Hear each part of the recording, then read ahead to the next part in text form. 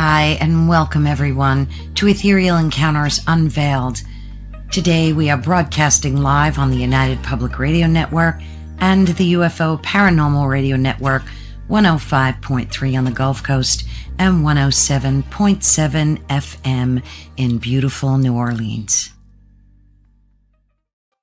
Hello, everyone. Thank you so much for joining us today. Today, I'm super excited. I have a really awesome show ahead. And again, welcome to Ethereal Encounters Unveiled. And today we're broadcasting live, as you just heard, on the United Public Radio Network and the UFO Paranormal Radio Network, available at 105.3 on the Gulf Coast and 107.7 FM in New Orleans. Please join us in the chat. Of course, when we're live, we have a live chat. And we're streaming all over social media as well. So wherever you're at, pop in the chat. We absolutely love hearing from you. Don't be shy. Come on in. Ask your questions. We love it. So welcome, everyone. Tonight, we're embarking on a journey into the deepest architecture of the human spirit. We've all been taught what it means to be ourselves, right? But what if that understanding is just a filter, a limiting script known as our human identity? Through ancient and mysterious practices of trance mediumship, these folks access what is pure, limitless wisdom of the human self, showing us not just the difference between being and knowing, but possibly how to unlock your true vast potential. So prepare yourself if you have any assumptions about consciousness, the afterlife, and even your own daily decisions. I think you might find them fundamentally transformed. My guest today is Niko the Medium, and I'm so excited to have him here. He's a trance medium and the author whose work explores what it means to live as the consciousness of higher self. His Threads of His Threads of Infinity trilogy has inspired readers worldwide to rethink their boundaries between life and spirit. Niko also teaches that we don't reach out to spirit, we remember it, and I love that. And in that remembrance, communication becomes natural. Through his courses and live demonstrations, as well as his private readings, he helps others trust their own connection and discover the peace that comes with knowing that love never ends. So let's bring Niko on board. Hi, Niko. Hello, Caroline. Thank you for having me. It's such a pleasure to have you here today. And you're going to hear me say hello to people as they pop in. I love when they join the chat. And of course, we have Heidi with us. We love our star sister, Heidi. Blessings to you always. Such a pleasure. And of course, she says hello to you. Hello there, Heidi. Well, you'll see a bunch of folks pop in. Hopefully, we love when they do. Wonderful. So, Niko, tell us about yourself. I've watched a lot of your videos, and I'm just always so amazed at the work that you're doing.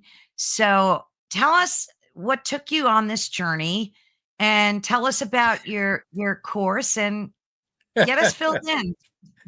You basically said it all already. You covered everything. You did your homework. I'm a trance and evidential medium. I'm a spiritual teacher and an author.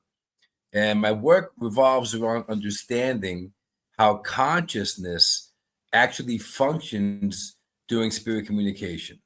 So over the years, I've developed teachings around the funnel of consciousness, showing how awareness moves through different layers of the self, your spirit, your soul, yourself. How the higher self regulates trance and how spirit blends with the auric field to deliver evidence. So my goal is to remove the mystery and fear around trance and replace it with structure, clarity, and understanding. So I teach people the difference between human identity, that's the conditioned, protective part of us, and the human self, which is the quiet, open presence that spirit communicates through. I personally believe that's what awakening is. It's not what we all think it is as a human, is to remember your human self and not your human identity. So everything I do now is centered around helping people reconnect with that deeper part of themselves and experience spirit communication in a grounded, natural way. Easy. If only it were. If only. So we were talking a little bit about how you arrived at the place that you are spiritually today. So maybe you could just fill us in. Like, did you have a kundalini? Was it just an awakening? Like, tell us about that. You know, when I was younger and I was about 6 or 7 years old, I had a visitation of 3 celestial beings in my room. That was pretty profound, obviously. I remember bits and pieces of it, but I do remember that I've sensed their energy near me since. It hasn't stopped. And again, I'm from New York. I was always a skeptic. I come from a Greek Orthodox religion. This is all taboo. Mm. And I kept shelving it. Nobody really understood me. No friends, family, anybody. My cousin passed when we were 19.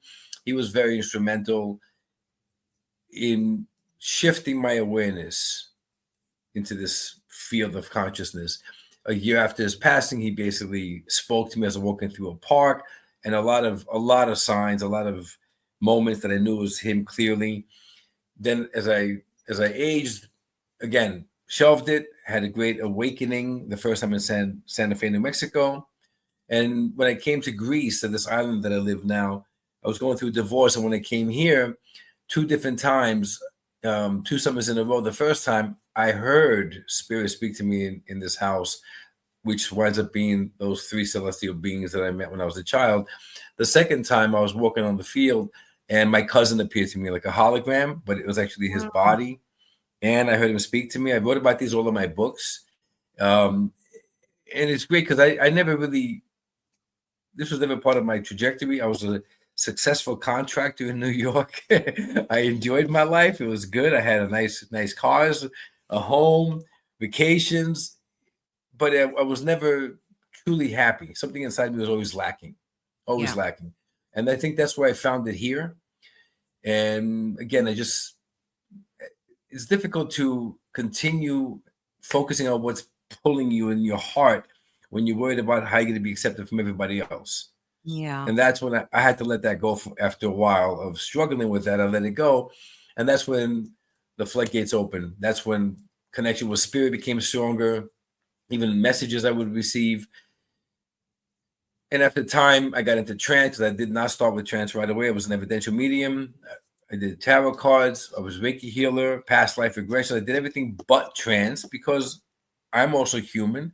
And I was also taught to fear it and it's dangerous. And I believed it, which is really ridiculous because it is the most sacred and it is the purest form of communication for centuries. So I'm very honored and I'm humbled to be part of this service to spirit because I thought it was going to just be a trance medium, but they had other plans. They're like, okay, now that you're relaxed and now that you trust us, we're going to utilize you for trance. We're going to write books for you. We're going to do demonstrations. We're going to have podcasts, and the list goes on, which is very humbling, and I'm very happy to be a part of it. And now it's my higher education and my remembrance, because that's what trance is. It's a remembrance. So it's a huge arc of this journey of remembrance, and that's why now I'm bringing it forth in the teachings, and I speak about it, and I write about it, so everybody can understand it. Yeah. There's so much information out there, and some of it consistently speaks to that, what you're saying, and some of it doesn't. So it gets very confusing for us humans to kind of navigate through it all. And, Yeah. especially when it comes to trance, it's like, there are certain people that seem so, and like you're one of them. That's why I invited you on the show, because some people seem very genuine and others don't. So how do we know what we can trust and believe what we're seeing?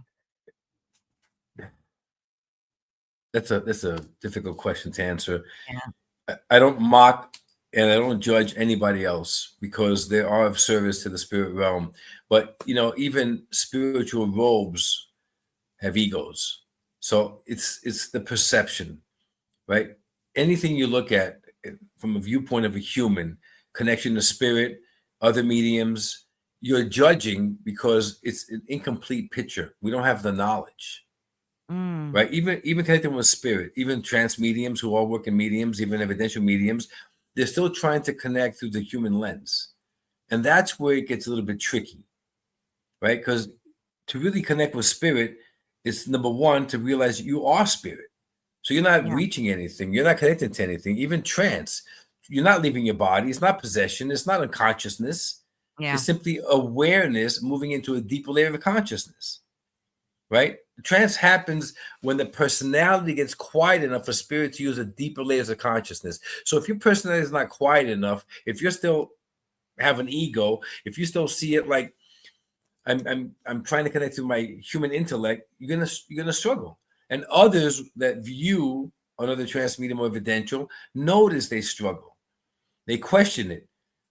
If you want to Mm. know if that trance medium truly has a connection to spirit, do you feel spirit with you? Do you feel the presence around you when that medium is offering a demonstration? That's how you know, right? But the Yeah. funnel of consciousness is key, because if we're viewing it, like I said, from the viewpoint of the human self, from the bottom up, if you will, right? And that's limiting, because a lot of mediums in all my courses, and even trans and evidential, the lens from the human form is that we're going to connect to our loved ones and our spirit team, and it ends. And what I'm like, wait a minute, there's so much more. What about your higher self? What about the oversoul? What about the perceiver? There's so much more. So Yeah. the best Yeah. way to understand it, is to try to connect effortlessly, with trust, with no fear, and allow that remembrance to occur, because then you start viewing it again from the top, looking down to the human form. And then you understand all the structure, the entire structure of origin, the funnel of consciousness. You understand everything. So it's not that I'm doing anything. I'm not connecting. The human identity can never connect. Even right now, you and I are not connecting human to human, even though it's perceived that way. Because we both have an essence, a soul. We're communicating essence to essence through the physical form as a vessel. But Mm. who views it that way? Probably 5% of the world. Exactly. I have to say hello to James. Thank you so much. That comment made my day. Thank you so much. I love our folks in our chat. They're just awesome. So yeah, that makes a lot of sense. And that's basically what I try to do. I try to trust my intuition, and it's usually spot on. It usually lets me know. Hi, Lena. Hi, So Lena. awesome. So awesome to see you guys. Yes, pop in, say hello, please. We love it. Sometimes though, our ego does get in the way, and I find that to be like the biggest challenge is dealing with, the lizard brain, because it's always telling us things that aren't true. And Yeah. whether it does that for our survival, or whether it's a demonic force, which I've heard, that there are these demonic forces outside always trying to influence us. Do you find that to be true, that there are Mm, these demonic entities trying to influence us and use our not at loosh? all. And so they say, no, is that right? Not at all. I wrote about that in my third book. Um, how apparitions and orbs are even possible, because again, that same funnel of consciousness is a projection of your higher being that comes into this reality. See, people still believe that the soul is in the body. It's not. It's outside the body. That creates your auric Yeah. field. It's Hmm. anchored into the body through your breath. That gives life force to your breath. That's the life force of your funnel. So even though when your life ends, your being, the core of it, goes back to your oversoul. That's where it stores all the memories of all incarnations. But the funnel is still active. It still carries your personality, the imprints, the impressions of all your experience. That's how people view apparitions, orbs, holograms, EVP machines. All that is happening because of that. So if we are all of source, and we are all of love, and we have the same exact incarnations, where's this evil force coming from? It's a projection of the mind. You said something very profound. You said awareness, right? This is what happens. And again, most people don't recognize this. When that funnel is created, projected into this realm, your higher self wraps the funnel around the baby when it's born. The baby doesn't have any breath.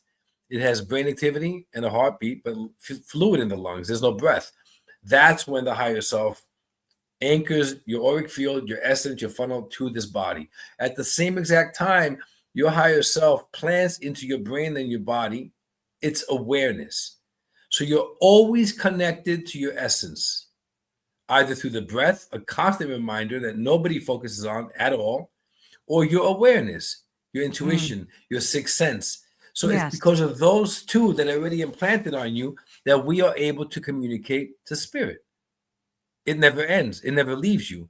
It's programmed. It's constructed that way. So we always are able to communicate with spirit. That's why you would feel your lost loved ones near you. That's why you have a sixth sense. That's why you feel a sacred presence around you. That's why you breathe and you calm yourself down. Everything makes sense because it's meant to. Otherwise, you get lost in the human reality. And what's going to happen? What comes out of that? It's intentional to be human, to believe you're human, because it's not that you change. It's still not your body, but it's the conditioning of your mind, your human mind, that this human identity overrides your true nature of a human self. You become affected of relationships without realizing these are also human selves. So these are all soul agreements. Everybody, even strangers, even this is an agreement we've made to each other.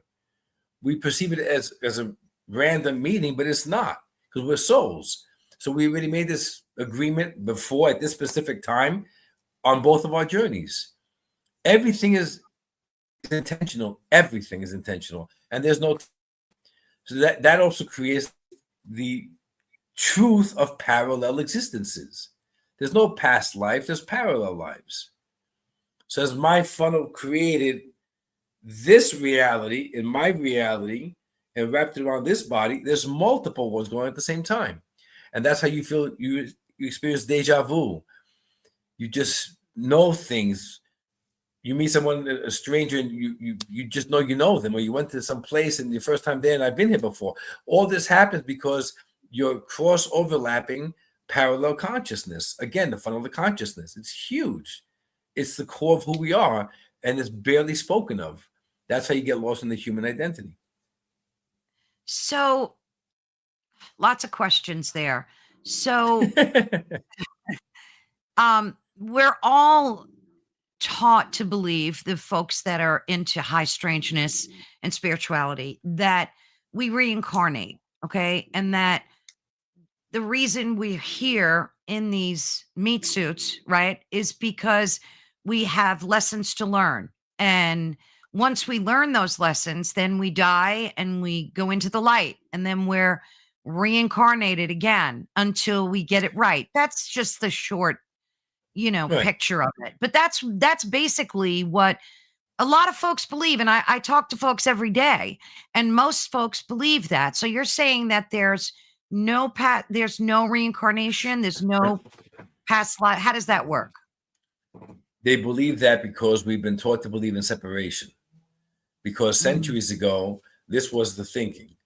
And because everyone was able to communicate and connect with spirit, loved ones, guides, there was no need for intermediaries. So when the religious institutions and governments wanted to gain control, they did away with all mediums. And then they instilled fear, most especially for trance, because trance is the purest form of communication. That's why everybody fears it. They fear because they were conditioned to believe to fear it. They were conditioned to believe in separation.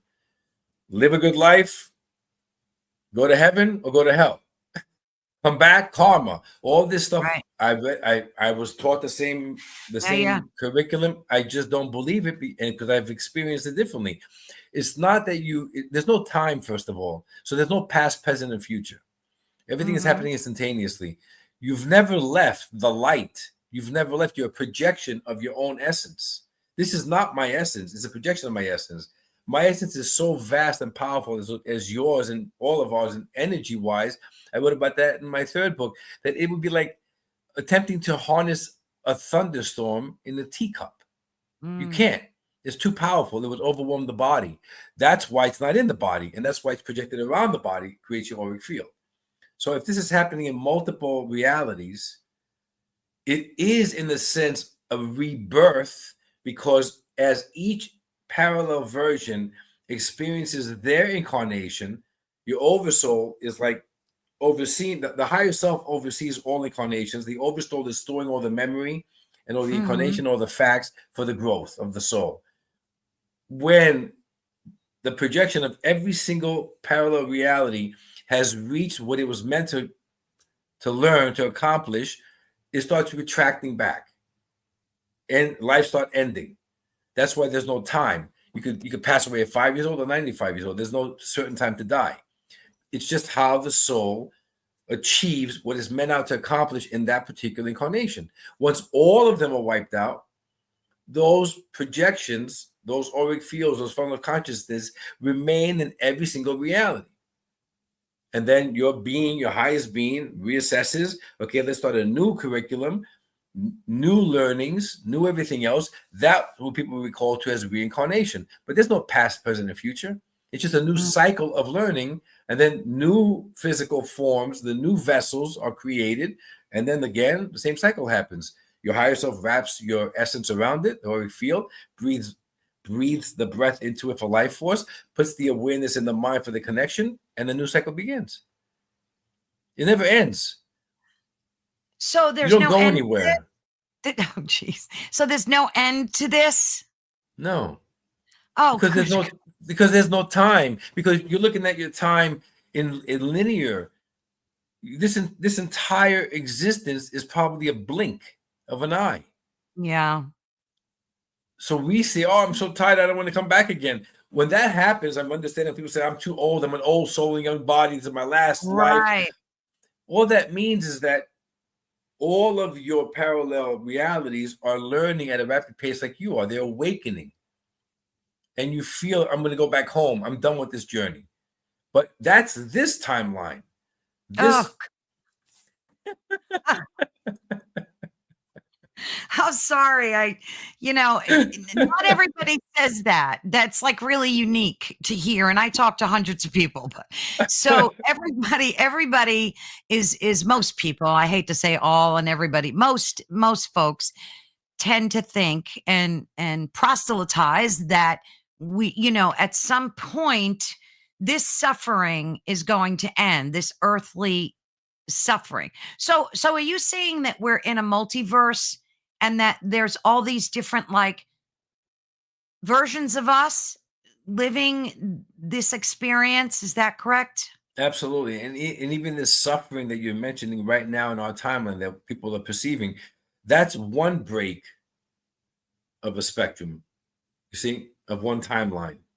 Even your own timeline, even my own timeline. Let's say there was a difficult decision 20 years ago. You left somebody that you loved 20 years ago, and your trajectory shifted. You're aware of this line that you're on, but that was still occurring. Even your own line, this lifetime is broken into multiple realities. Forget about other realms.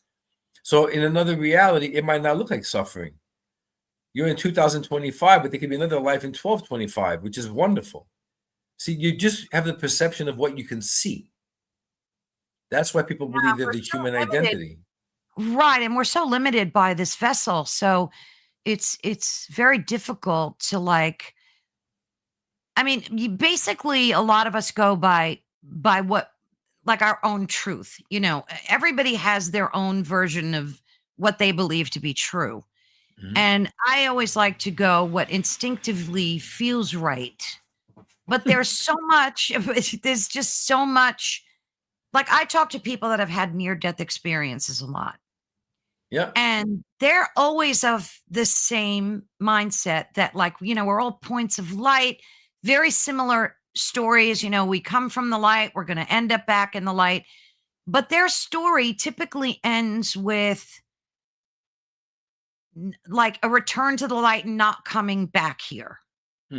Unless, once your reincarnation cycle is done and the lessons are learned, then you become one with the universe, God, whatever you want to call it. So that you're saying that's not necessarily true.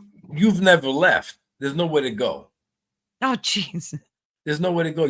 See, you're not the body. And even then, those people who have these near-death experiences, what are they doing? Their awareness shifts into the funnel of consciousness.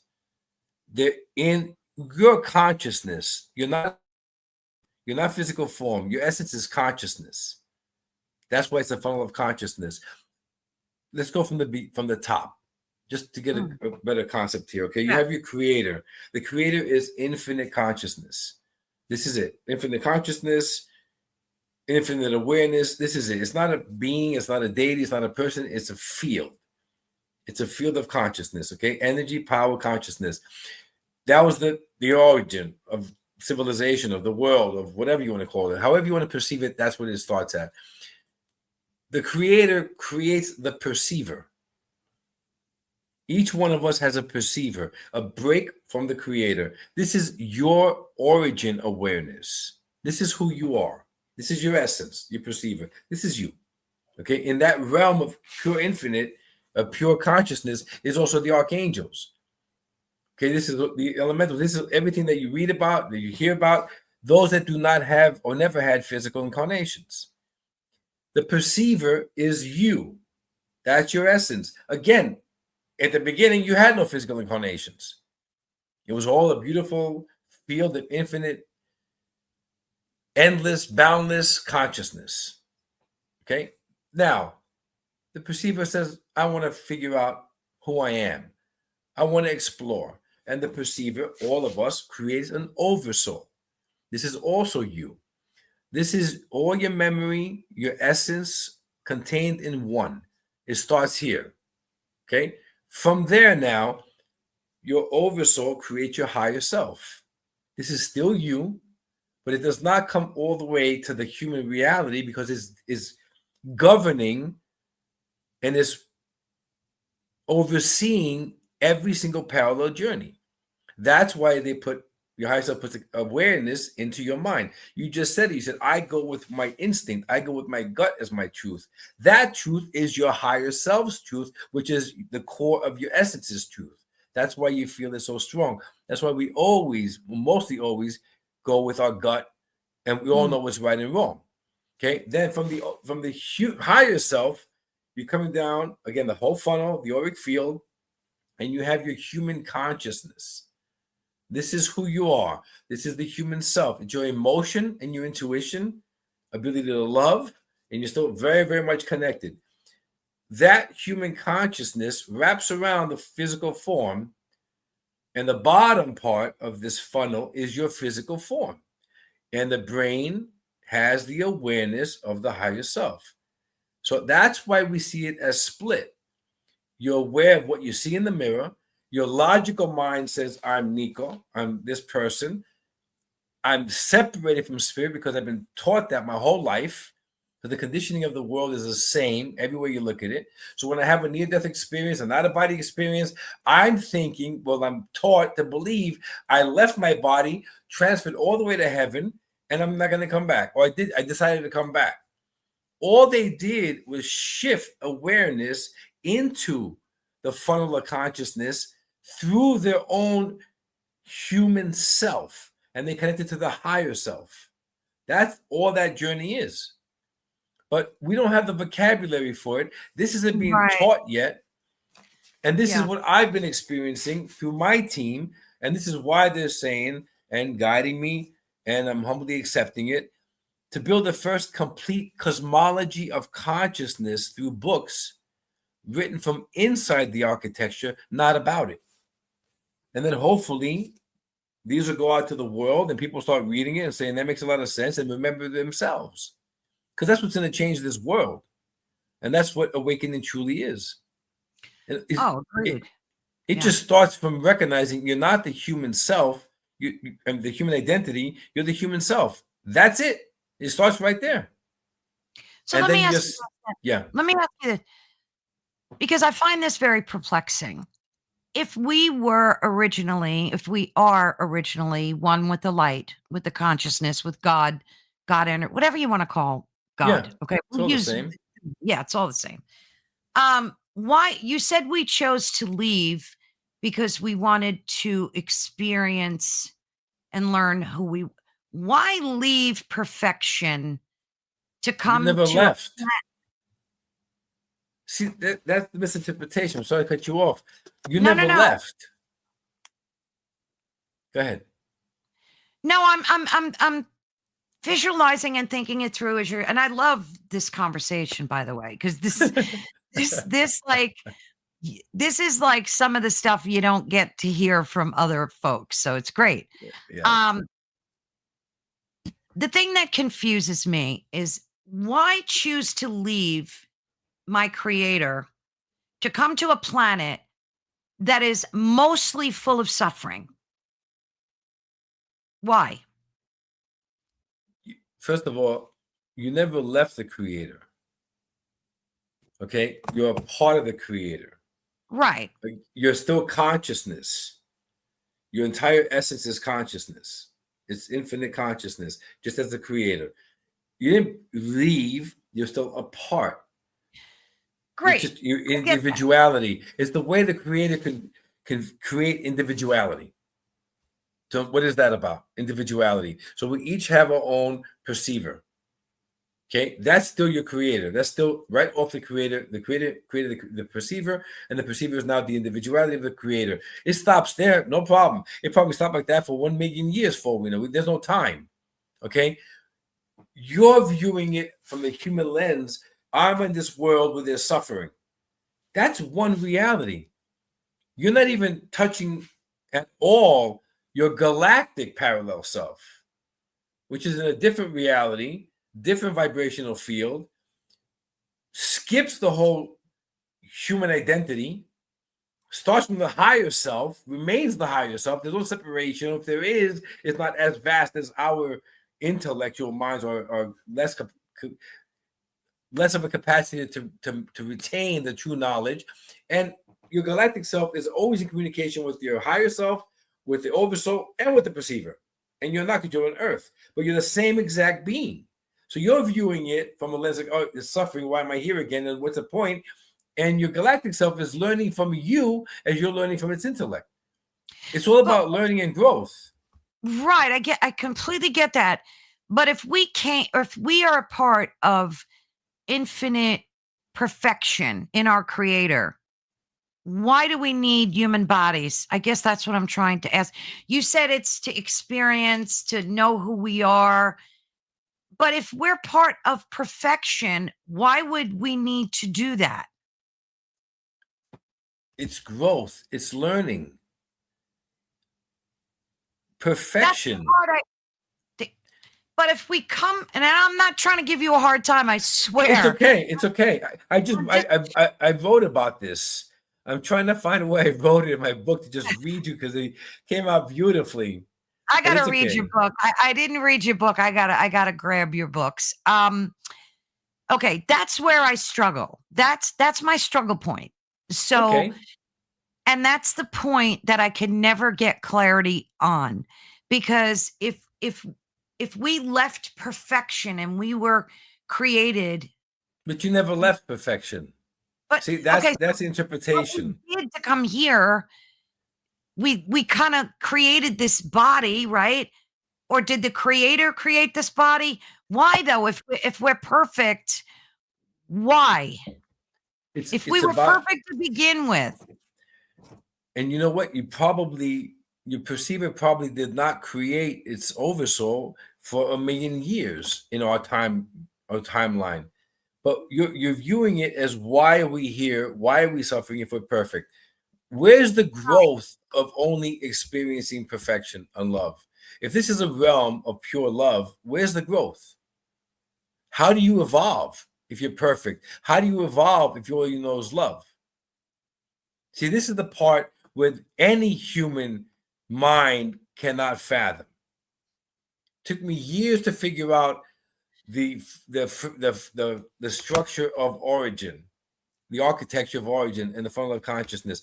Yeah. It'll take me a few more years to figure out the why, because that's the whole journey, is to remember it, not just experience it. Why do we struggle? Okay, let's think about that some more. Let's stop viewing it from the lens of our human self. of our human identity and view from our human self. Okay, now it makes a lot of difference because you know what? There is no struggling. Let's flip it on the other side of the coin. You're viewing it as struggling, right? But if every Well, single yeah, emotion, yeah, but if every single emotion is intentional, if every relationship is intentional, these are all soul agreements. So if you're going to break my heart, I'm going to learn what that pain feels like with many shades. If I break my heart in puppy love from that soul agreement is different. My high school sweetheart, my college sweetheart, my wife, whatever the case is, friends that betray you, heartbroken, grief, heartbroken, is heartbroken with a multiple spectrum of sure. opportunities to learn from. But that's not random. That's how we both learn as souls. So even these difficult moments you're saying, they're not difficult at all. They're intentional for growth. You're still See, perfect. You that's see, where I but you're have still perfect. You're missing the point. You're viewing it as an imperfect world. And why did we come here to view it an imperfect if we're world? perfect. We are perfect. Only the physical form is imperfect in order to become deeply rooted in the human experience. You're still perfect. Your exact human self is part of that same structure, or perfection, or love. You don't detach to be human. You experience the human experience as your human self. We get lost in the identity and think we're human and think there's separation, and think we're suffering. That's the difference. Okay, I completely get that, and I want to address what Mike is saying. And hello, thank you for joining us. We're creating our own. So, are we creating our? So when we Yes. okay, so we're creating our own. Okay, so because you hear people talk about how we're in the matrix and how this is like a video game, and all this Yeah, it's stuff. like that. It's like that It's because like that. because Earth is an illusion. See, when you say we are creating our experience, are you referring to the human identity or your human self? Are you referring to the physical body or the entire funnel that your perceiver is creating this reality by creating the oversoul, by creating the higher self, by creating you? See, if you look at the funnel, then yes, it's an experience created to live as a human in the human reality, which is an illusion. None of it is real. It can't be real if there's no time. So every time time is not real, your illusion is not real. It's impossible. That's Mm, why if we both look at the same cloud, we see two different shapes. The yeah, illusion is based on your lessons, your creation, your experiences. It's not the same as mine. That's why we all have different lives and experiences and pain and grief and whatever the case is, and how we yeah, integrate it, because that's your learning. You might have many lives in that line of parallel lives that for the first 3, 4 lines, nobody awakens. Maybe one awakens and helps the other ones awaken. You don't know what the master plan is because you're not meant to. If you knew it, you wouldn't take on the human identity. And then you wouldn't grow, you wouldn't experience it. But it's not meant to hide behind the veil of forgetfulness the entire journey. yeah, You see, and the veil of forgetfulness that they talk about, yeah. they refer to it as two different realities, two realms, the spiritual realm and the earthly realm. That's also incorrect. The veil of forgetfulness is human identity, human self, right here. Don't go any further than where you're sitting right now. That's the veil of forgetfulness. That's it. Because once you can Is split that that, intentional, Nico? yeah, Okay, so that's intentional. Our creator intentionally had us forget on Earth, on Earth, this is the right? realm. Your galactic self doesn't forget. Other other parallel realities, in those realities, wherever they are, they don't forget. Remember, you're forgetting in one line of parallel realities. So you're forgetting here, your galactic self is not. Then you have another parallel reality, it forgets, another one does not. Yeah. We can't possibly know. It's not meant to know. Mm. Is God Uh, lonely that it needs to experience yeah. itself? No. It's it's extremely intelligent. That's why it does it. But you said before it doesn't end. So we just keep doing this for eternity? Just keep going to different dimensions or recycling back to learn? So that's what it's all about, just this constant mission of Now, learning and experiencing? from an expanded human comprehension, I can understand that there's still more to continue, right? In my next timeline, it'll be a more advanced stage because I awoke in this life, right? I understand this now. You don't go backwards, you keep going forward. So I'm Right. trusting that all my parallel realities are all learning, awakening, and remembering.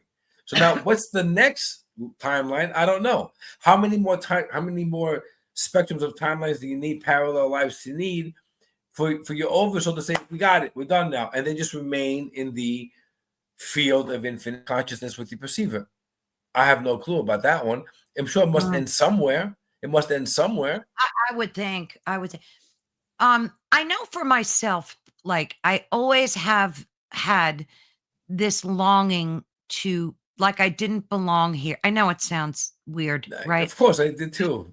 Yeah, I feel like my husband, God rest his soul, he always used to tell me, "Carol Ann, you don't belong on this planet. Like, I know you're gonna end up going back where you came from." But I've always had that longing that this is not home, I guess that's the best way to put it. That's What is exactly that right. all about? Yeah. That's where you are sensing what's in the funnel, not outside the funnel. Ah, When you're sensing, I know somebody, I've been here before. I love to look at the stars. I feel like I've been somewhere in the stars. What you're doing is you're sensing from outside the funnel. That's where you're so hitting you the parallel realities, other parallel versions of you. When you feel this is not my home, I don't belong here, I miss my home, you're sensing inside the funnel. You're sensing, again, your higher self, your oversoul, your perceiver. Also, the perceiver, that aspect of you that broke up from the creator, is at the top of the funnel, but also surrounds the funnel for every single incarnation. We call that sacred presence as well, right? When you're in a deep trance state or evidential, you feel that there's a presence around you, surrounding you, just encouraging you. When you're not a medium and you're going through difficult moments of your life, when you hit rock bottom, you always feel a presence near you. You feel you're not yeah, alone. Same yeah, thing. Same thing. That's your origin point. That's you. That's your perceiver, your origin point. Now you're asking yeah. how many more we're going to continue, but the question should be, how many have we already lived? You Ah, see?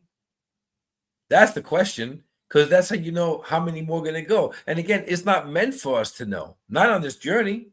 no. Absolutely not, because you're still a fragment of our essence. The perceiver knows 100%, because that's the one creating the oversoul for every single incarnation.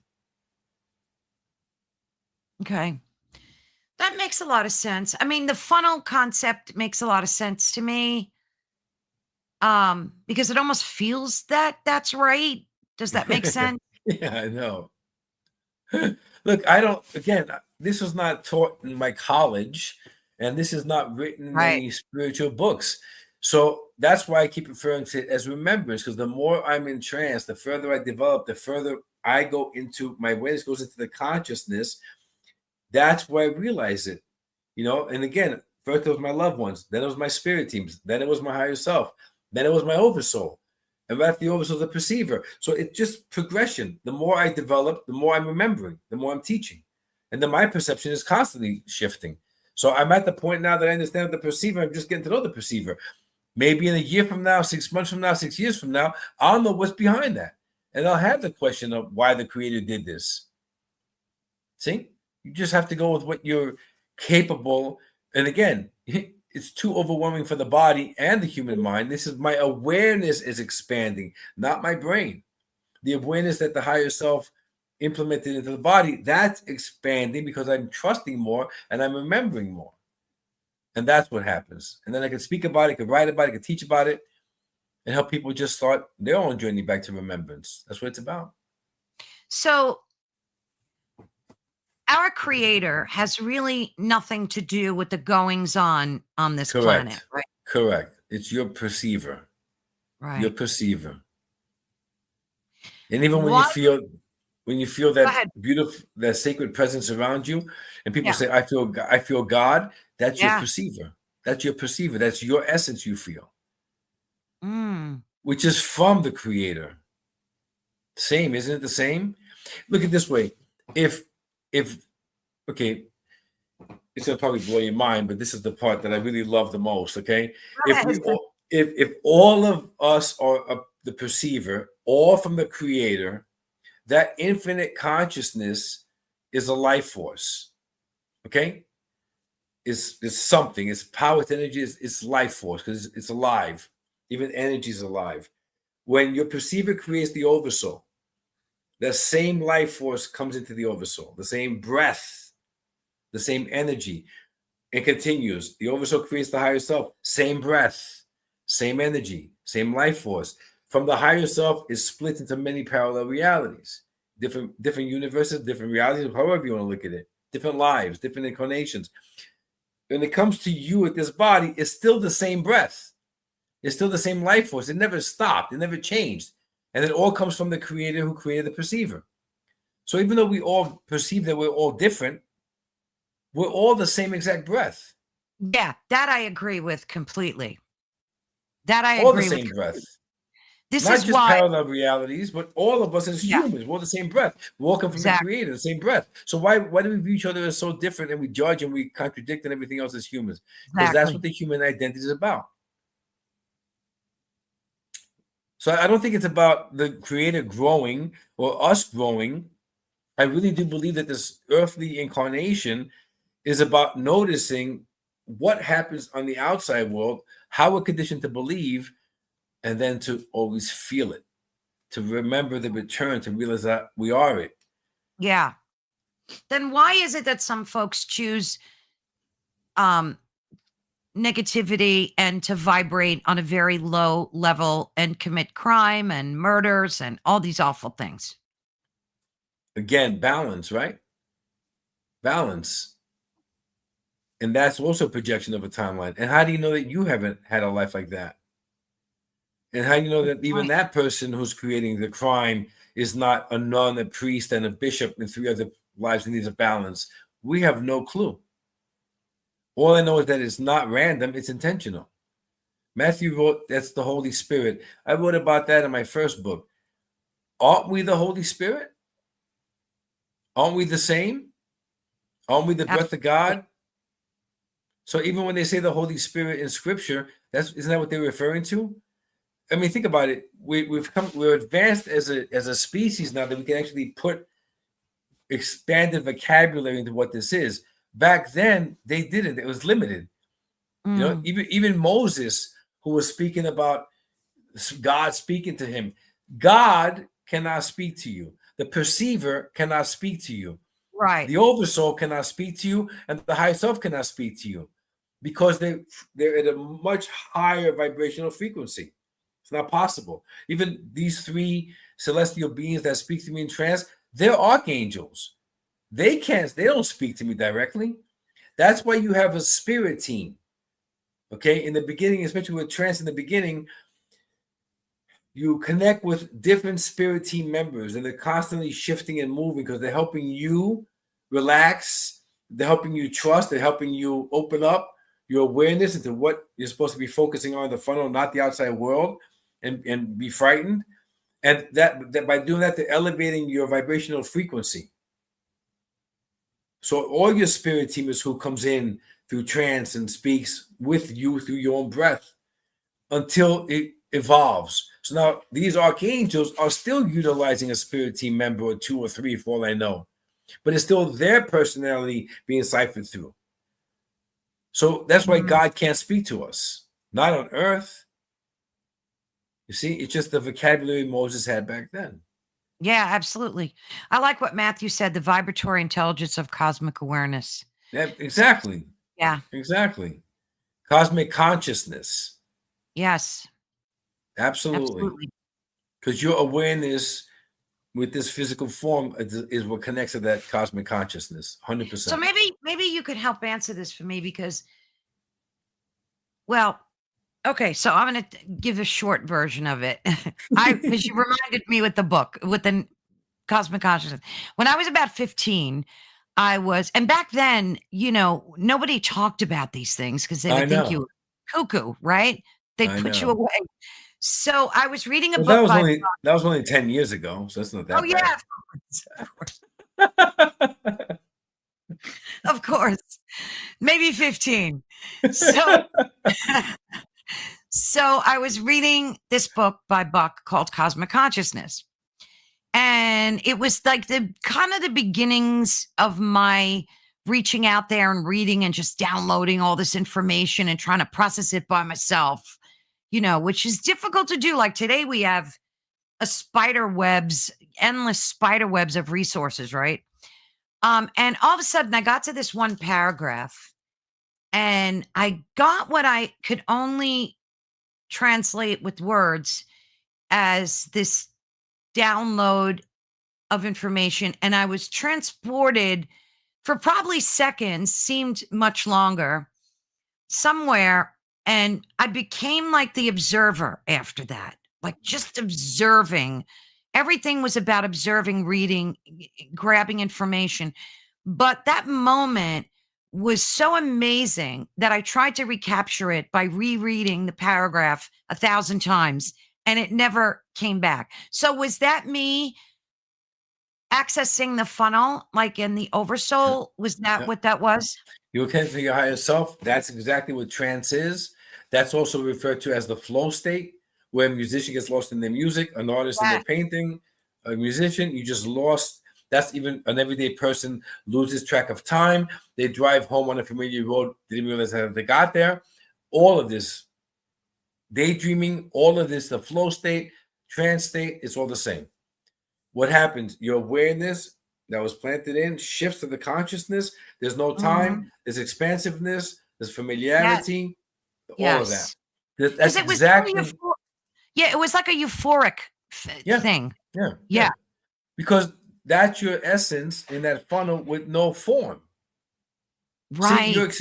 we experience it through the density of the third three-dimensional realm, and that's why it's so difficult to fathom this. That's why these questions come up and this doubt comes up, because it doesn't correlate to what you experience every day in your life. That's why I say they're too caught up in the human identity, because The then it doesn't ego. make sense.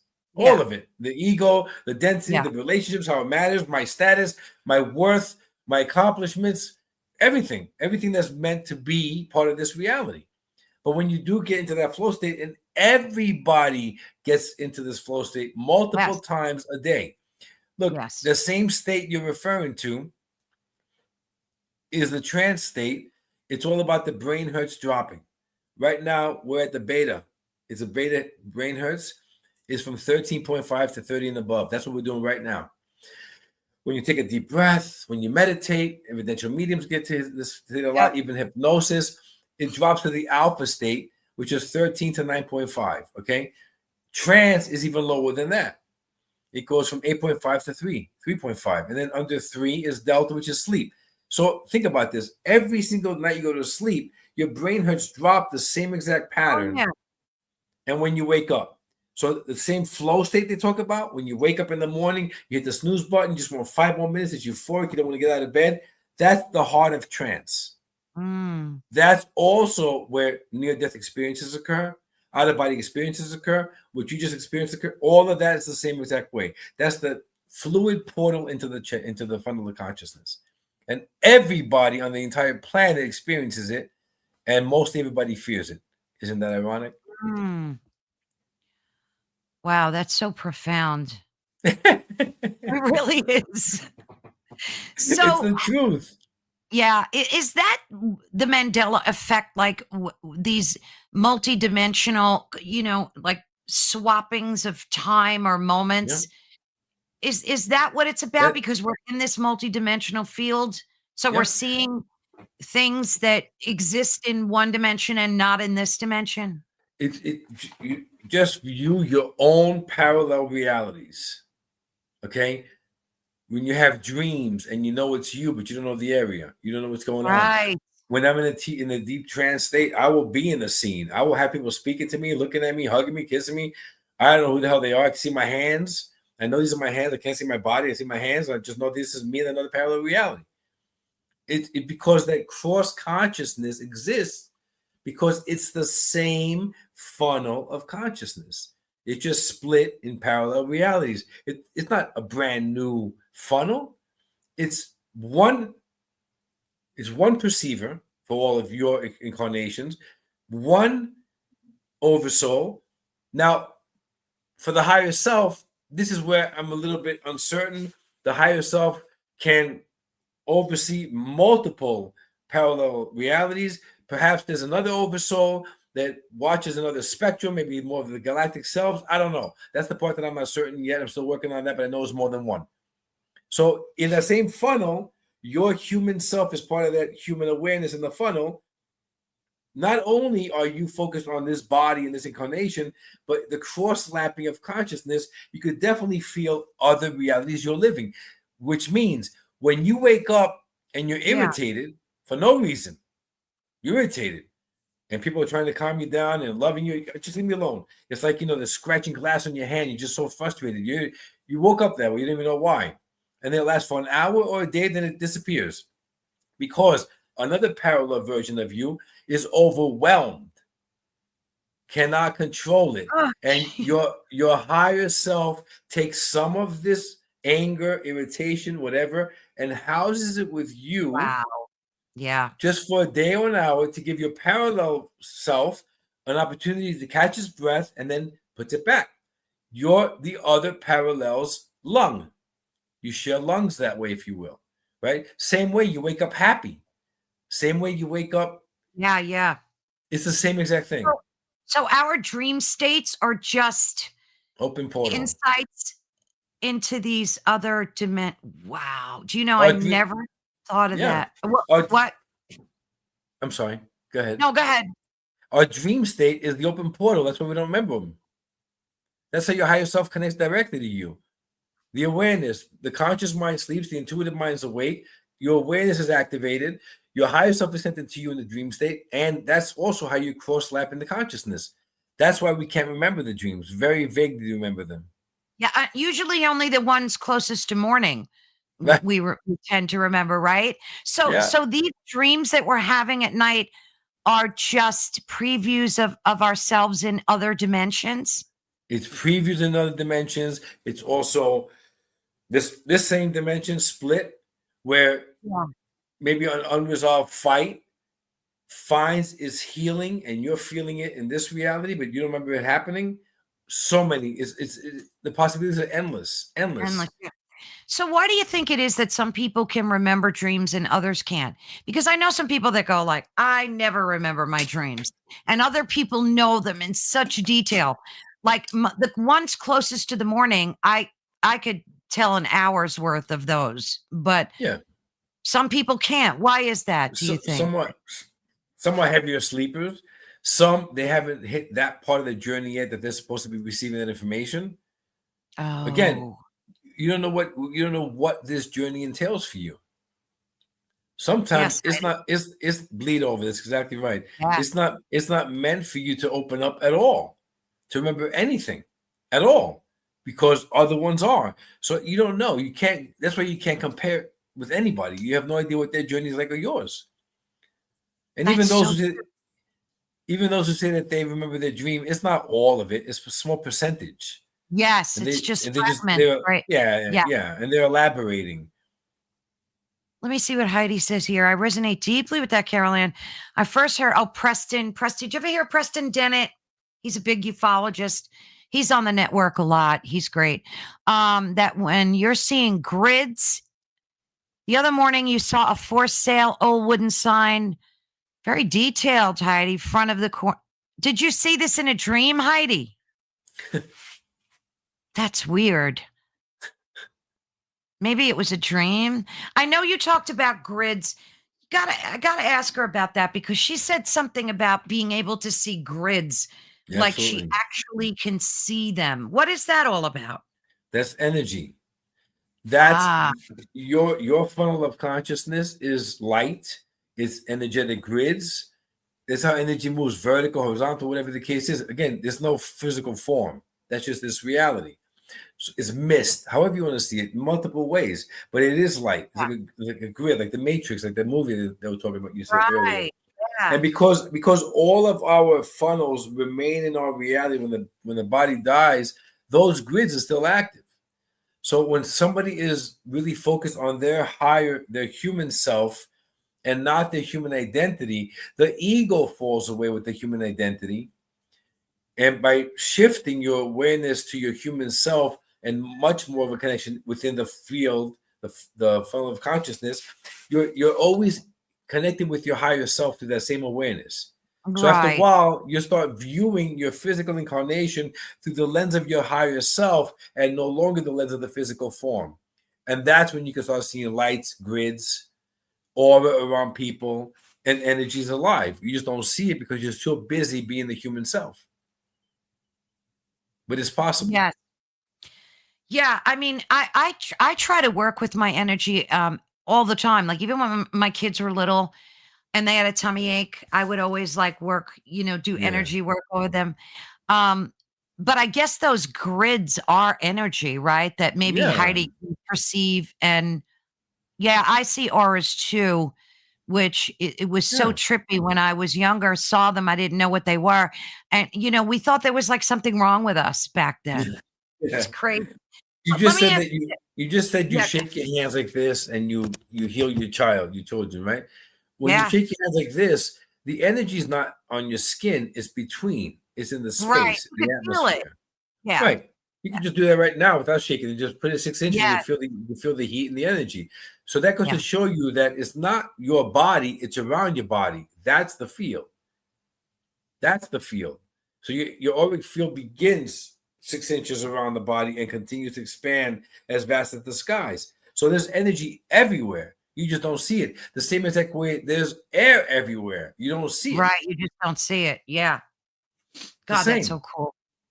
So when you started first like doing trance work, I guess, did that freak you out? Like you said, I think it was your cousin, right, who Yep, passed yep, away?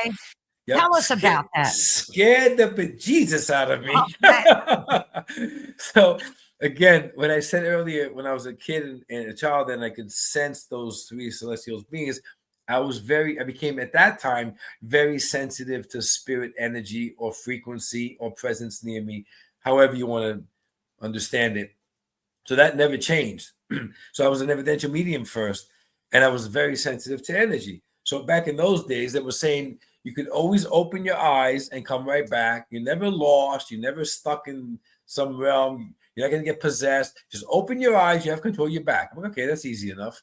But nobody said it back then. Nobody mentioned yeah. that even when you open your eyes, you can still feel and sense the presence of spirit.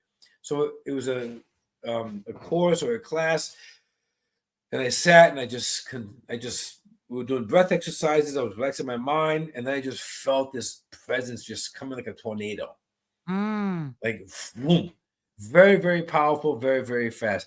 Now, had it come in gradually, I probably would have reacted differently, but because it came that fast, every single thing stored in my subconscious, every scary movie I've seen, every scary passage I read, anything speaking about devil and possession and everything else, everything came flooding back in my mind in 2 seconds.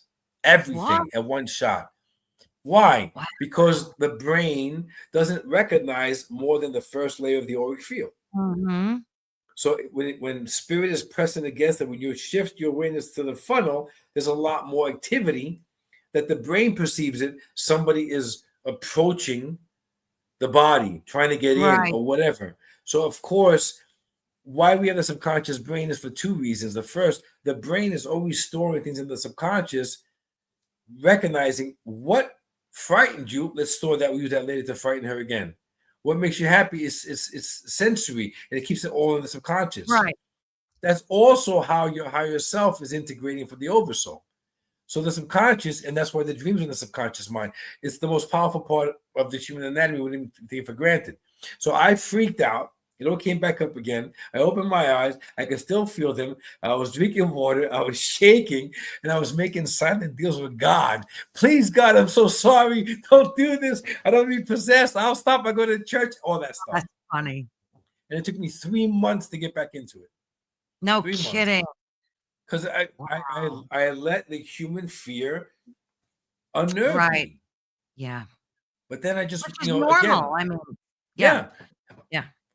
a lot of my students have the same fear. That's why even my courses now, I'm changing them up in 2026.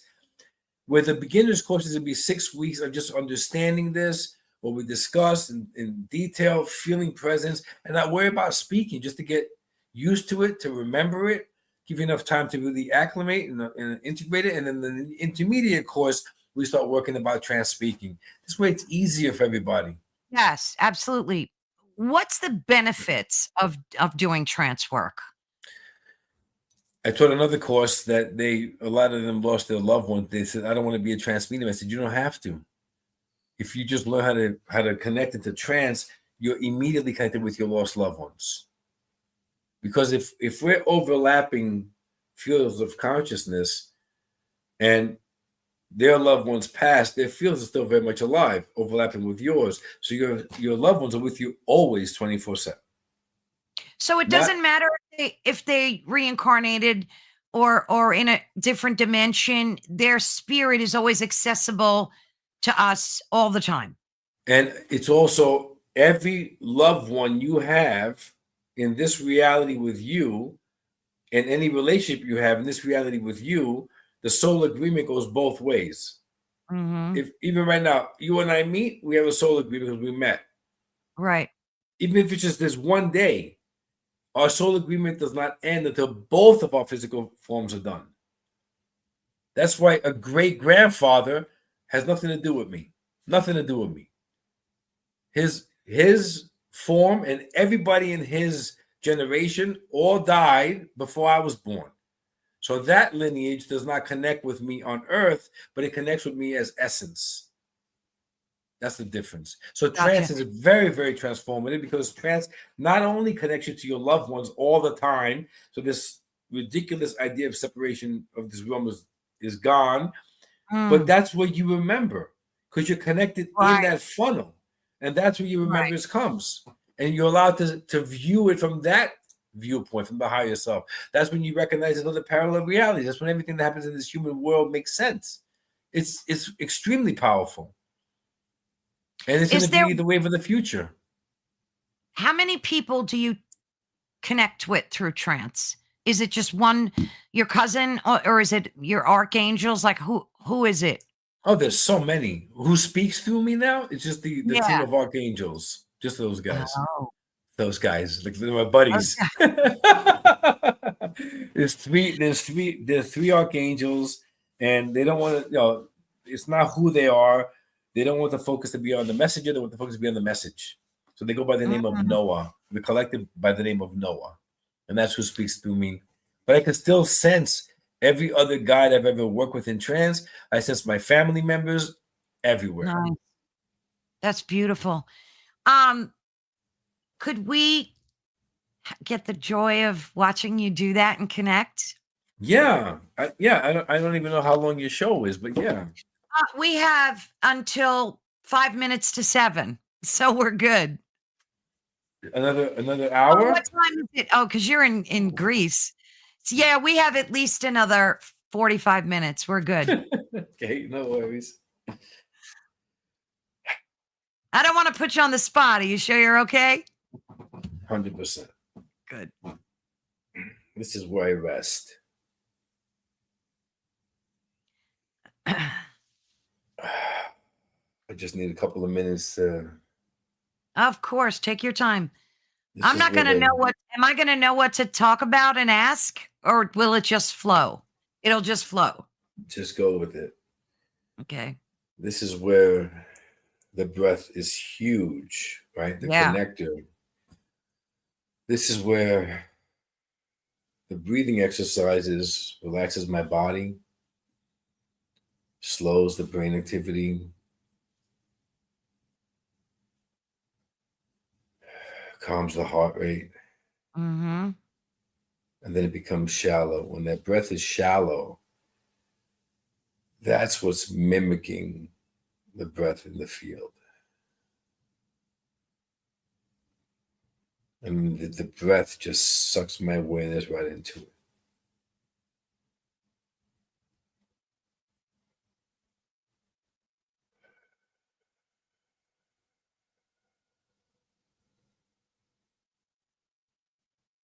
For those listening on FM radio, we are watching Nico go into a trance right now. He's doing his breath work, and we're just waiting for him to be ready to receive.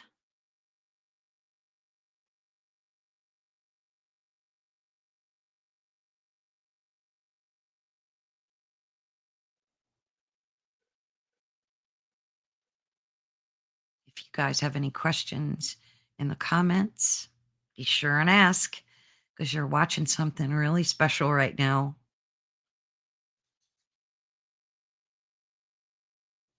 Mhm.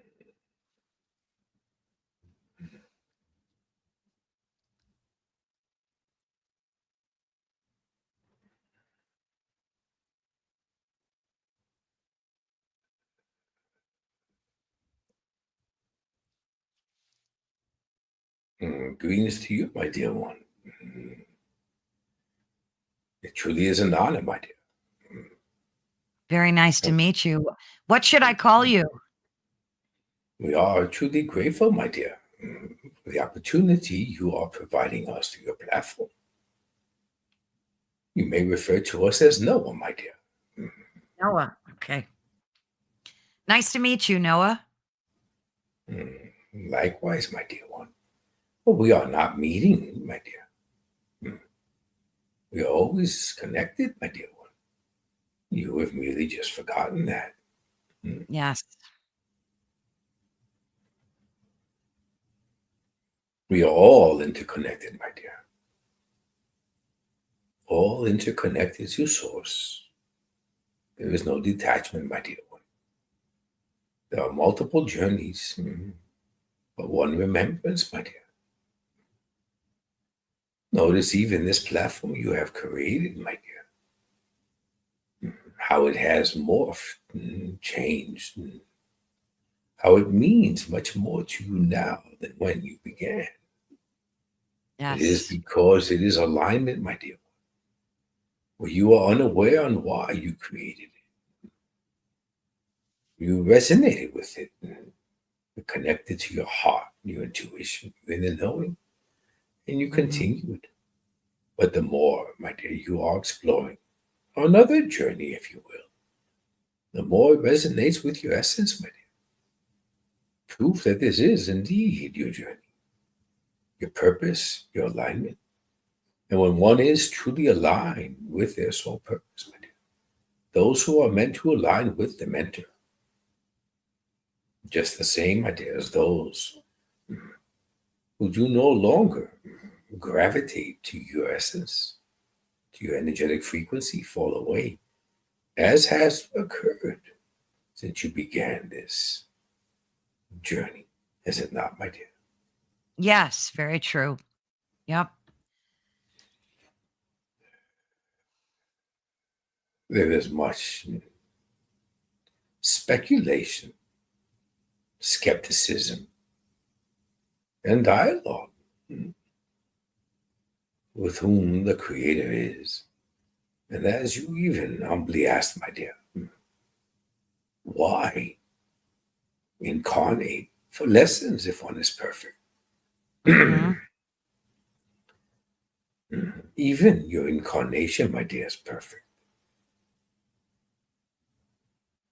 For you are now recognizing that one single incarnation is offering lessons and teachings to a multitude of beings, my dear. Recognize also, my dear, not all essences are incarnating. So this is growth. We learn through the wisdom of the pain you live, of your decision making, of your forgetfulness. We are all learning, my dear, as you are learning, rather than view your human self, my dear, as well as the human experience, as a burden. View it as a true honor to the structure of your essence, my dear. It is quite honorable when all learn from you. Mm. Can I ask you a question, Noah? There's some people in the chat, of course, they're all saying hello and greetings to you and welcoming you. And some folks want to know the best advice that you could give uh, for our survival on Earth for like the next 6 months. Is there anything we need to prepare for or watch for? My dear, these are all signs you are experiencing. Intentional indeed, my dear. There is no harm to come to your species, my dear. This is a gentle reminder that there is more than meets the human eye. Notice, my dear, even through these difficult moments, as you say, how your species is uniting together, albeit fear, but it is love, my dear. Mm. Notice how the focus is external rather than amongst each other. Notice how this widespread fear has slowed judgment, racism, hatred, revenge, betrayal. This is not another facet of awakening, if you will, my dear. There is more to come, my dear. More remembrance, unity, guidance.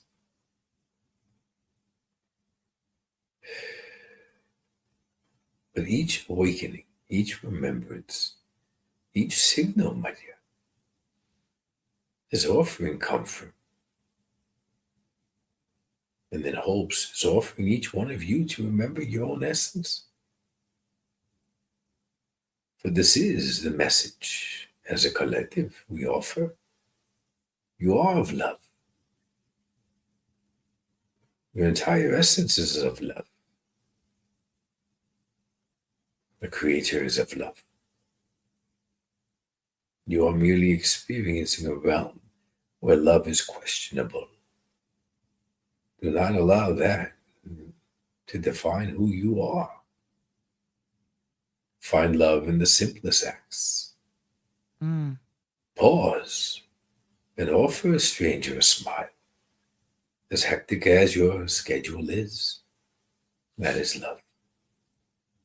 Perhaps it is intentional for you to cross paths on your city street at that particular time. Your smile alters the trajectory of what his intentions were that day. You are not alone. We are all one, all assisting, all providing guidance, all shared love. And this is how one remembers, my dear.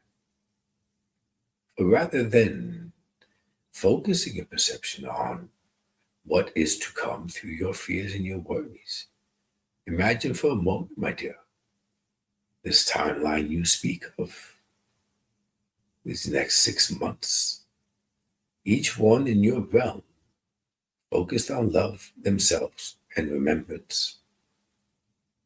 What do you perceive the following timeline of 6 months would offer, my dear? Would it still offer fear, uncertainty, and worry? Or would it offer more harmony, gratitude, and love? Is this not the trajectory of your species, my dear? Humanity. This is not once more a return to its beginning, my dear, of love, harmony, unity. You speak of, my dear, the cycle. You wonder when it ends. Mm. And yet, my dear, in layman terms, if the creation of your realm, my dear, was of remembrance, of essence, of love, the original frontiers, my dear, if you will, Mm-hmm. notice the changes that has occurred up till now in your timeline. Yes, very much so. So if, my dear, the cycle of humanity is now to revert toward its beginning. Can you perceive a realm, my dear, of unity, harmony, and love, where there is no war, no hatred, merely remembrance? And I assure you, my dear, that time is to come. Nice. And then perhaps, my dear, when that time does arrive, you would be anxious to return and experience one more physical incarnation, rather than questioning, when does it end?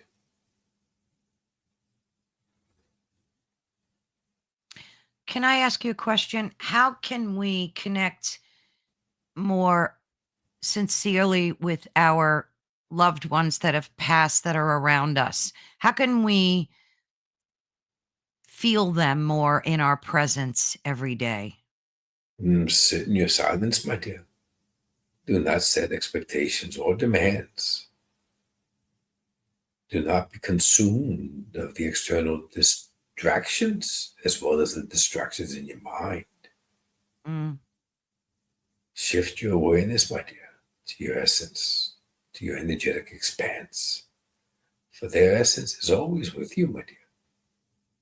You have sensed them multiple times, but the human mhm. mind is quick to dismiss as imagination and question.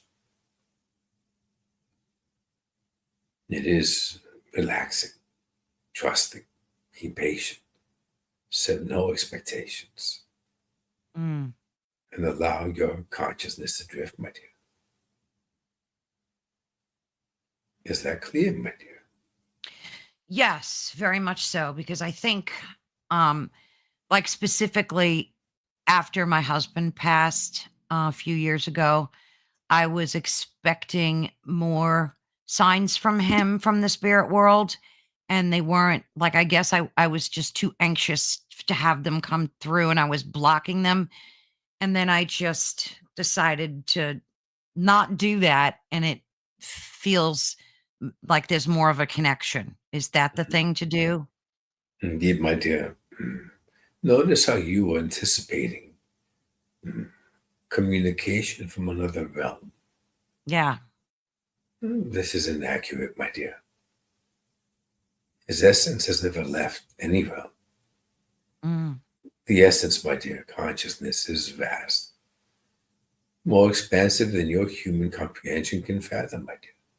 So if it is that vast, my dear, why do you perceive there is divisions amongst the dimensions and realms? It is all one, my dear. It is everywhere, my dear. So his essence is always near you. You are not recalling the moments. Your mind was preoccupied, and you felt a slight movement on your cheek or your hair, mm, and you instinctively raised your hand and brushed it away, mhm, absent-mindedly. You are forgetting, my dear, when you were laying in bed, and you could sense a presence near you. Even thought for a moment that the mattress even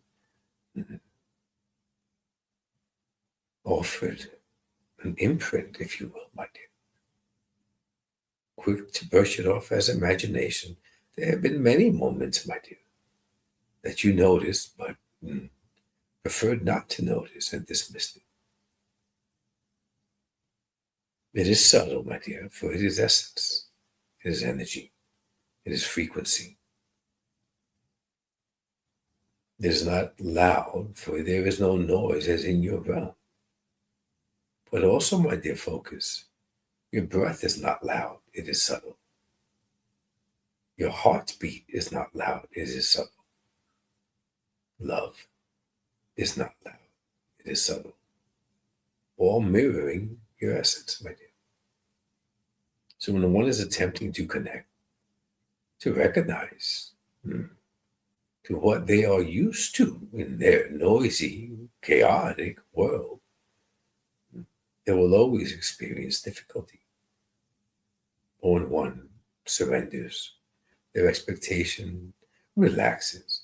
The first thing they will notice, as you have, my dear, is the expansiveness in your own heart, Mhm. the warmth, the expansiveness. And then, as you sense that, you instantly recall a memory of him, which makes you smile or makes you cry. And then the next, my dear, is you sense his presence near. Mm.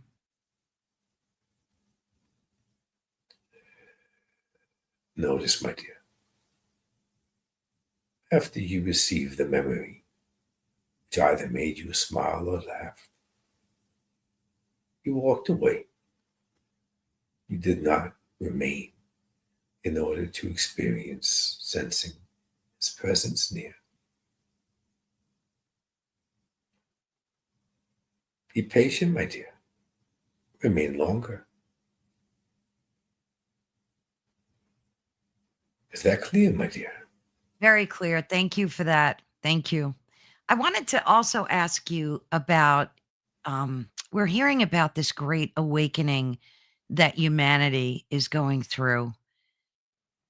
Are we having a global, like a spiritual awakening? Indeed, my dear. But what is your perception of awakening, my dear? What Hmm. is the perception of all those in your realm?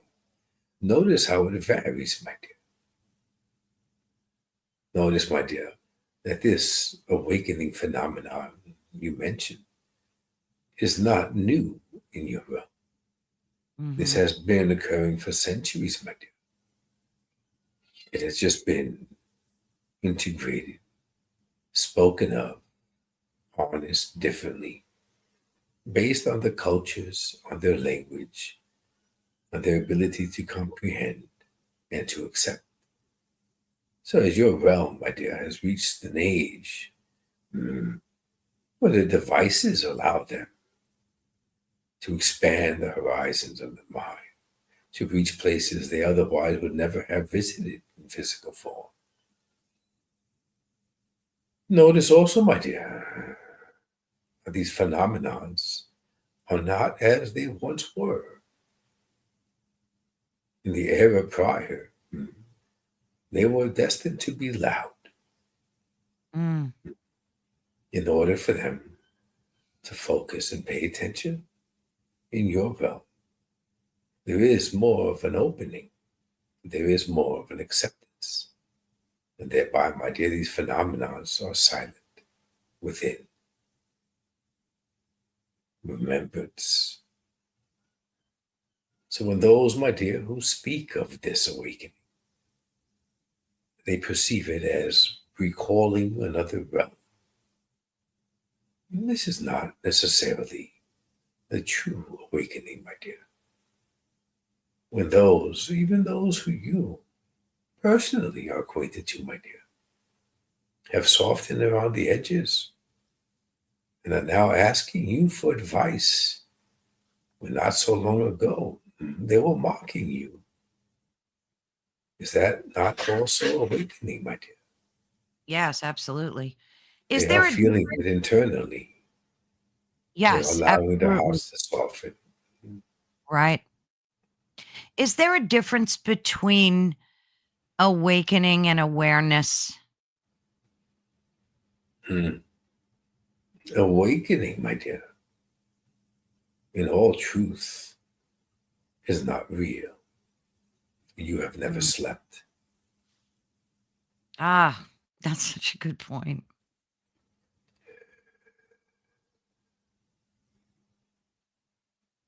You are aware. You simply choose not to focus. Many in your realm, my dear, fear remembrance,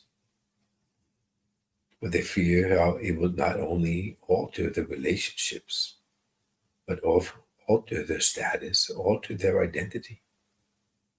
Change, my dear, in your realm is one of the most difficult to accept. Hence grief, hence heartache. Both originate through change, and yet it is still quite difficult to accept. Mm. And yet each one of you are essence. There is no return. There is no awakening. There is simply remembrance. So when you say remembrance, that's remembering who we really are in spirit, correct? Remembering that you are essence, first and Right. foremost. Notice, my dear, if one is grieving and one is also experiencing heartache, and their Mhm. perception is only through the minimal lens of their human identity, they will require much time to integrate, absorb, Mhm. learn, and release. But when one, my dear, remembers they are in essence, they are not viewing the same grief and heartache, but they are not viewing through the same lens. And if all humanity, my dear, viewed their incarnation through the lens of their essence, would this not be a different world to reside in, my dear? Yes. Yes, absolutely. Hence the Are return. right. Are we creating our own karmic energy? Is that a truth? The word karma, my dear, indicates time. Karma indicates past, present, and future. So, though in your reality, my dear, karma is just as powerful as a concept as your timeline is. The answers to your question alter with each one who is asking based on their own journey and their own evolution. But karma, my dear, no more exists than time does. Mm. These are a creation of your realm. They are not real, my dear. There is no time. Is that clear, my dear? Yeah, it's really puzzling to think of it that way because we've been, Mhm.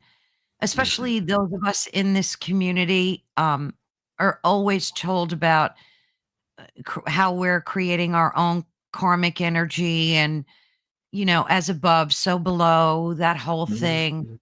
So, do we not create our own negative energy when we don't act accordingly in accordance to love? My dear, I ask you a question now. Hmm.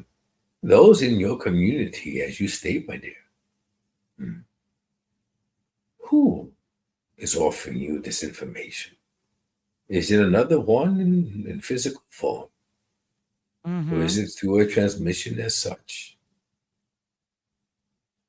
Yeah, it's always people in their physical form.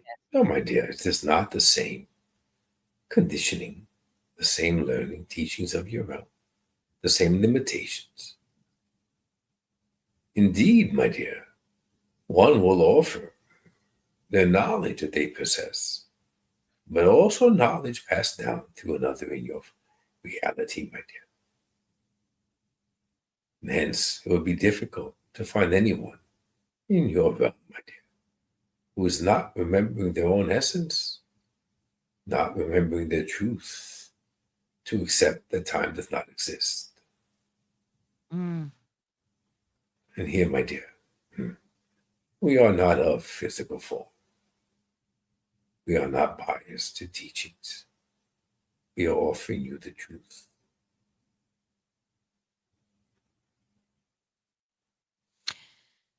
We always hear why do bad things happen to good people? Mm. So Is that that's not an honor, my dear? yeah. It is an honor, my dear. to How be so? good, to be good. You are exemplifying love, my dear.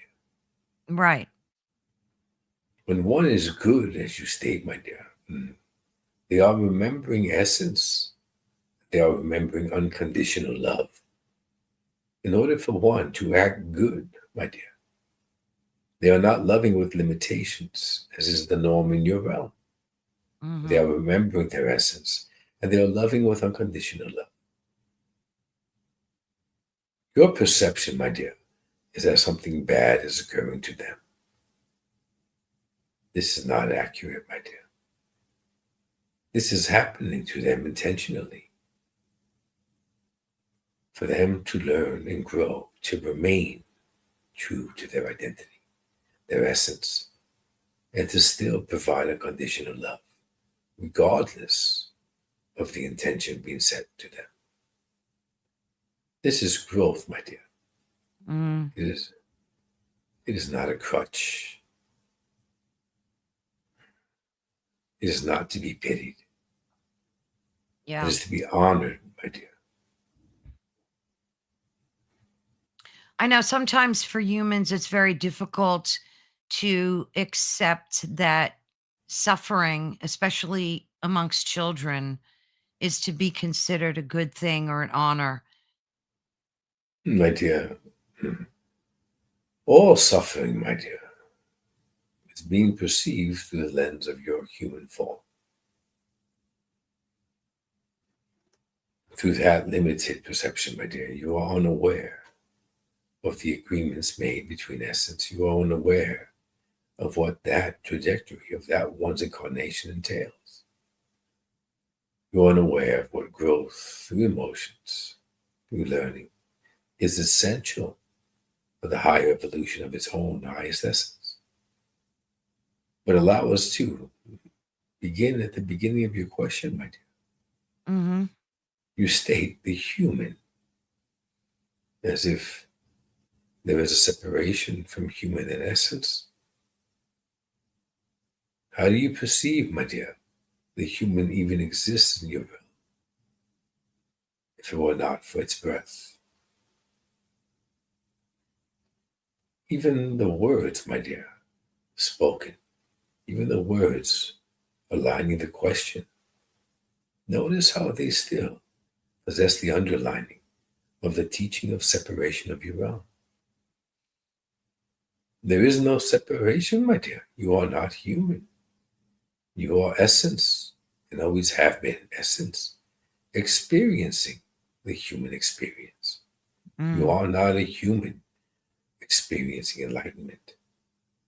There is a grave difference, my dear. And when you are able, and all are able, to remember that truth, my dear, your essence views this perceived struggling of children, as you state, through an Mm. entirely different lens, my dear. To recognize it is not the essence of the child that suffers, Hmm. it is merely the human form and the experience which is offering the teaching. Even heartache, my dear, even pain, my dear, it originates in your realm. It is experienced in your realm through the physical form. It does not affect your essence. For your essence, my dear, is pure light and love. Right. Pain is impenetrable, my dear. Yeah, Is that it's kind of clear? it is very clear, and I totally believe that what you're saying to be true. But I think for the majority of people, like, it's difficult for them to endure that concept, especially those that are not yet ready to hear something like that. It is also, my dear, because many who do recognize and remember this truth are hesitant to speak their truth, for they Right. fear they will be mocked and ridiculed and set aside. So even those, my dear, who watch others suffer, even those who listen to others' perception of others' suffering, Mm. for them, my dear, who they are even more enlightened, the simpler route is to nod their heads and agree and remain silent. Yeah. So until humanity continues to remember, my dear, humanity is still relying on a smaller percentage, if you will, Mm-hmm. who are brave enough and honorable enough to speak the truth. Right. So not all in the masses, my dear, are hearing the truth, remembering the truth, and are being afforded to view their own experience through a different lens. Therefore, this perception of struggle, pain, and the illusion of your realm continues. Yeah. Can before we bring back Niko, can I just ask you, since it's such a big topic on this earthly plane right now, Three Eye Atlas, is this anything for humans to be concerned about, or is this just an astral body floating through space like all the other ones? View even further, my dear. Notice the underlining of this occurrence, Mm-hmm. that there exists another reality further from yours. Mm-hmm. And yet, my dear, notice the similarities of the realities, the dimensions. Is this occurrence, my dear, truly occurring to frighten humanity? Or is it occurring, my dear, to assist humanity in remembering? How is Ah, it two dimensions, polar opposites as your perception is, unknown to the other as your perception also is? Mirror each other, my dear. For once more, there is no time, no space, nor should the focus be on your environment and the physical form. so Three Eye Atlas is here to help us remember. It's like a consciousness tool for us to that's helping humanity. Is that what you're Mm, saying? Indeed, my dear, you are Ah, not nice. privy. You are not privy to realize the before and after, my dear. How many, even unbeknownst to them, my dear, are experiencing a shift from within. Notice the information is startling, so it offers the human intellect to Mm, pause just enough for awareness to expand. That is all it took, my dear. One pause. And as their awareness expanded, they slowly are recognizing a shift. More questions, and yet they sense they possess the answer, and this is uncanny to them. They are not mocking as quickly and judging as quickly as they once did of yes, that's so those. true. Because, my dear, the shift has begun. It does not require fanfare, my dear, loud trumpets, the Right. sky opening. Hmm. Something as subtle yet powerful offers the same message, my dear. For the message is never external, it is within, it is remembrance. It also, my dear, opens a doorway, if you will, Mm-hmm. of more that is to come along your timeline, other dimensions, contact, if you will. Ah, wonderful. Indeed, my dear, is that not also a remembrance Yeah. that we are all one? Hmm? And recognize that which your species fears, the unknown of other dimensions. Perhaps, my dear, they already remember. There is no division. Yeah. And Well, we could perhaps, feel it, Noah. I think, and even Heidi mentioned, who you spoke to earlier, that she's feeling all these feels, right? And I think that Three Eye Atlas is impacting a lot of us in that way, that we can feel it, sense it. We know something is different. Is that correct, or is that just imagined? My dear, that's sensing. What do you perceive it is? Where do Mm, you perceive you are sensing? The electromagnetic field around the physical yeah, form, my dear. Is this right. not your essence, my dear? Notice you accept that which is logical through studies, laboratories, devices. It allows it to be logical for you to accept. Right. And yet, my dear, your essence is even much more powerful, much more expansive. And there are no devices to measure that. No, it's there. So even the perception that your field is activated, what is occurring once more, my dear, is that your Mm, awareness is shifted to your yeah. consciousness. You are Yeah. remembering, my dear. All that Absolutely. is occurring is leading to remembrance. And yet, humanity continues to complicate it. Right. Hmm. I love that, Noah. Thank you so much. It really brings a lot of clarity, especially when it comes to Three Eye Atlas, because a lot of people are very concerned about it.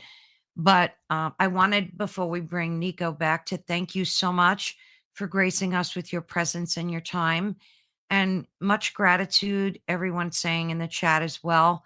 And we hope that we get the privilege of having you back again with us, Noah. It would be an honor, my dear. An honor and respect to each of you who have listened and those who are to listen. And my dear one, once more, we truly offer you our humble gratitude for the opportunity you have provided us today. I thank you, my dear one. Thank you, Noah.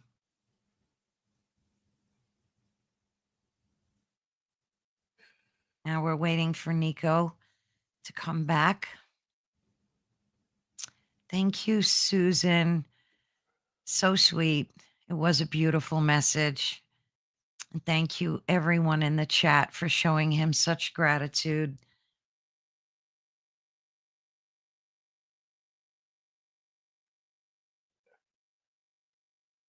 Just let us know when you're back, Nico. Take your time. This is always the part I don't like coming back. Uh, I don't blame you. I don't blame you. It's just, I come Take back and I speak, but I don't open my eyes just yet. Yeah, take your time. Take your Yeah. time. No, That was so wonderful. That was so wonderful connecting with Noah. Thank you so much. thank you. And beautiful energy.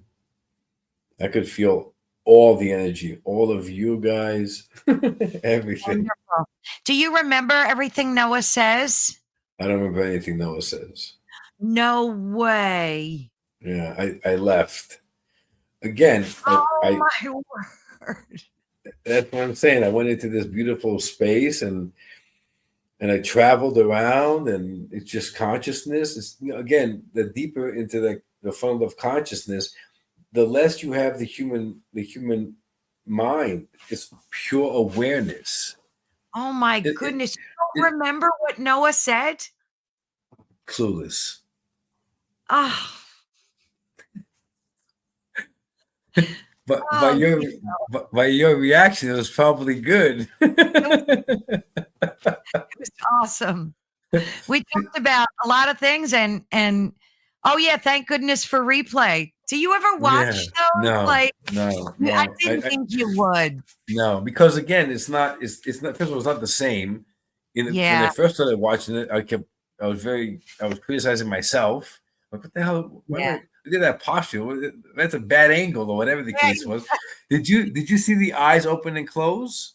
Yes, a little bit. Yeah, Yeah. my eyes are sealed shut. That's them. That's energy. My eyes Oh, never no open. way. Yeah, that I used to watch that, and I was mystified by that. I'm like, how the hell are my eyes opening? Because it's the energy around it, and they're creating eyes. And Yeah, then I yeah, used to yeah. I used to play it back, and I'd freeze it. My eyes have a different shape than their eyes, or whatever eyes they're creating. I Their eyes are, noticed that. yeah, they're I not mine. They're noticed that spirit's your eyes eyes. look different. Yeah, they're spirit eyes. It's called. Yep. Oh my goodness, Yeah. And sometimes Nico. they overlap a face on my face. I've had hair with no goatee. My cheeks went in from Oh your my, view. I have faces here. I have orbs. I have lights. All that. Did I you see all love the red it. lights happening? Was there red I lights? I did Yeah. see them. Yeah. And I only have a blue light. I don't even know where the red I comes from. I saw just have one specks blue of light red. open. Yeah, Yeah. like Yeah. specks of red were popping in Yeah. and out. That's not that's spirit again. It's just a blue light. So they do all of this to show you guys that we are in that atmosphere, so everything Exactly. can be altered. The body is irrelevant, which is cool. So you gotta Jeez, just go Nico. out there. Mind blown. Mind blown. I can't tell you how much I enjoyed this. And I Me know too. I'm so glad. Thank you. I know everybody in the chat did, and everybody watching. I mean, we get hundreds of thousands of views. So there's a lot of people out there Awesome. listening and watching. And I have to ask you please to schedule some time to come back. I know you're busy and you have a lot Absolutely. going Absolutely. on, I'd love but to. I have so many other questions that I wrote down that I never got to ask you. You know what happens is that, and I'm okay with it. Sometimes I'm invited to a podcast and we have a good time, and then Yeah. Noah comes in, and then they start inviting Noah more than me. It's fine if that's gonna happen. I'm all good with it. It's okay. It's all That's good. funny. That's funny. We love the both of you. We love the Thank all of you. Thank you, you. all of you, all of you. Thank you so much, James. Thank you. That was truly fascinating. And you know, we're gonna have to end because there's another show directly right Yeah, after our, but I will be in touch with you, Nico. I can't tell absolutely. you what a pleasure this was. It was Thank one of you. my favorite moments. Thank you so Thank you much. very And I much. It will was a be in pleasure. touch. Thank you. Thank It was you, a dear. pleasure. Much Take love care. to you, dear. Thank you. You too. Bye bye. Bye bye. That was such a blast. Thank you all so much in the chat for joining us. We have at least another minute or so, but I just wanted to mention we're live 3 days a week now, Wednesday, Thursday, and Friday. So always make sure you check social media because we're always posting what our next podcast is. And tomorrow, I'm super excited because at 3 o'clock, I'm going to have David Sereda on.